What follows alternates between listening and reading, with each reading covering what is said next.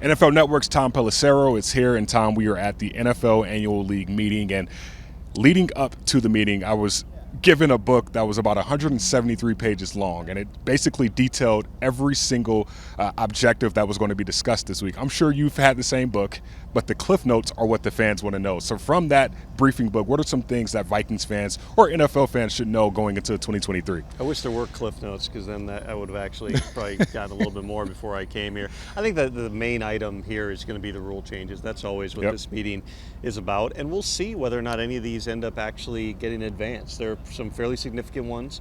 There are a couple of proposals involving review of penalties, one being by the Lions to review all personal fouls, make that be able to be challenged by the coaches. Another one by the Rams that specifically would make roughing the passer subject to review under the expedited reviews as well as coaches' challenges. Now, I've talked to a bunch of head coaches here. The opinions definitely vary. I think there are some people who are scarred by the debacle that was the pass interference review. I know that the competition committee never wants to make judgment calls subject to review, because they're basically substituting one person's judgment for another. But I talked to Sean Payton yesterday, and one thing that he said was, if a crisis is a 5, we're at about a 3 with roughing the passer. That it is. He's like, I know the numbers. They say it's only 3 or 4. It's more. He wants to see something changed. You talked to Mike Vrabel, who's one of the big voices of the competition committee. He's like, I asked him, is there any room in your mind for review of judgment calls? And he said no. Because he's like, we've seen it. We've seen it, and it's hard to enforce. So these are important conversations to have. There's some things about changing special teams plays. The debate about whether or not a touchback on a punch should come out to the 25 instead of the 20 is an interesting one. It's not one that people are going to think a lot about in the games, but it does have a substantive impact. Maybe people go for it more.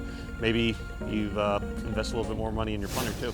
Well, I know one thing that a lot of fans are looking at is the NFL going to adapt any CFL or XFL rules that are taking place right now? Because I believe a lot of fans want to see the game get a little bit more faster and a lot more entertaining. What are your thoughts on just some of how are those rules coming into effect in this meeting? Well, the idea of replacing the onside kick with a 4th down play is something that has been proposed now 2 years in a row. It's not something to this point that's gotten a great deal of traction. And I think that there are the purists around the game, and to an extent I put myself in that category, who say you're fundamentally changing the fabric of the game if you replace the onside kick with another play. Now, if I take all of my football fandom and history out of it and just think, what do I want to decide the game? 11 guys, including a bunch of backups, running at a ball that's kicked sideways and running into each other, or Patrick Mahomes or Kirk Cousins with the ball in his hand, I probably want to see the quarterback with the ball in his hand. And so, that's definitely a conversation piece. There's no doubt about it. Again, it keeps getting proposed every year, so I imagine they continue to talk about it. Somewhere along the line, that might be something that comes up here, but it's also always important to know those ones that are proposed by the teams, like that potential rule change is, those have a harder time to get through. The ones proposed by the competition committee this year are far more granular. There's much smaller details, and so I would not anticipate you're going to have a push for that, but it's going to be a discussion point, no doubt about it. Discussion point is the word granular that you just used. I love that, how you use it, when you use it, and where you use it. And just thinking about where we are right now, this owners meeting, the biggest talking point for this Minnesota Vikings team is Kirk Cousins. He didn't sign an extension. He is going to be the quarterback in 2023, but you re-sign all these other guys in free agency. What does that mean for this offense going forward? Well, with regards to Kirk, he's under contract for 2023.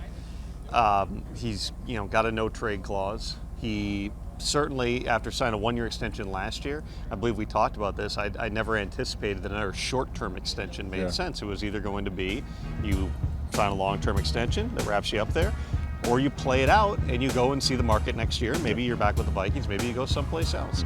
I think that, from an organizational perspective here, they're definitely trying to walk that line. You're coming off a 13-win season. Kevin O'Connell, Kwesi Adofo-Mensah did a phenomenal job in terms of building the culture quickly.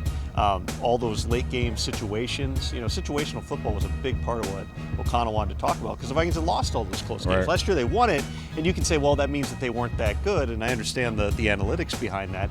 But it also means that when it was crunch time, those situations they had failed in the past, they succeeded last season. So there's enough to build around here. You don't want to go into a rebuild type of mode, but there were some older, expensive players, guys like Adam Thielen, Eric Kendricks falls into that category as well. They addressed Harrison Smith's contract, and he took a cut to come back.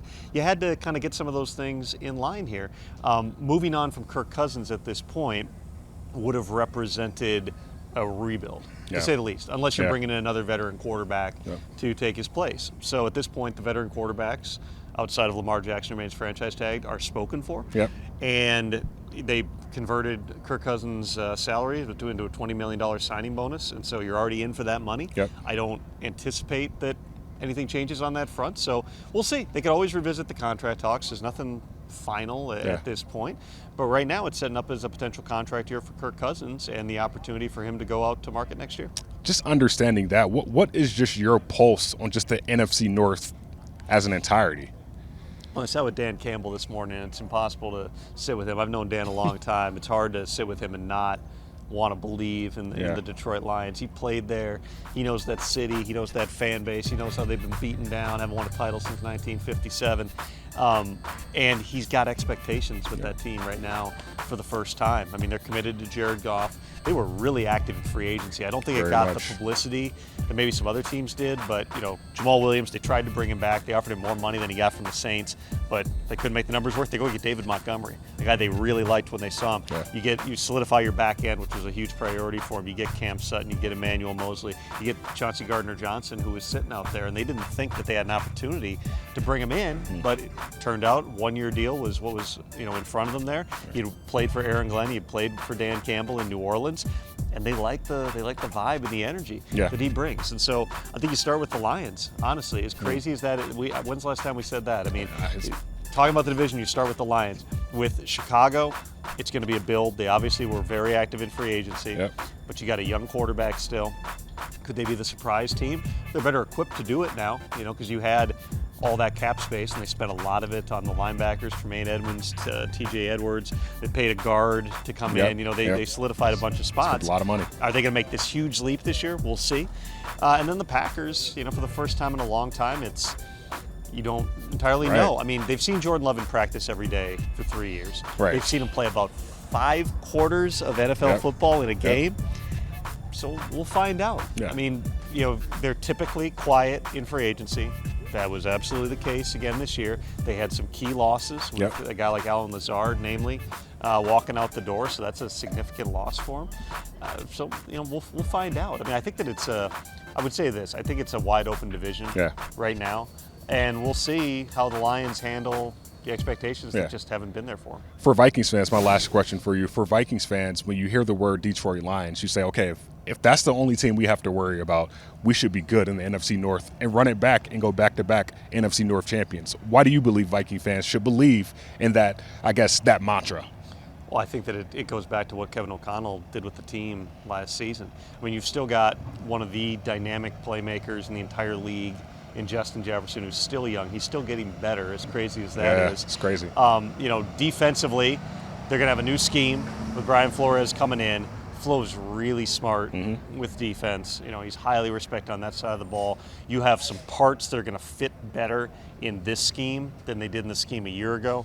I know there was frustration for Kevin in terms of just not enough design pressures, exotic pressures, and things like that.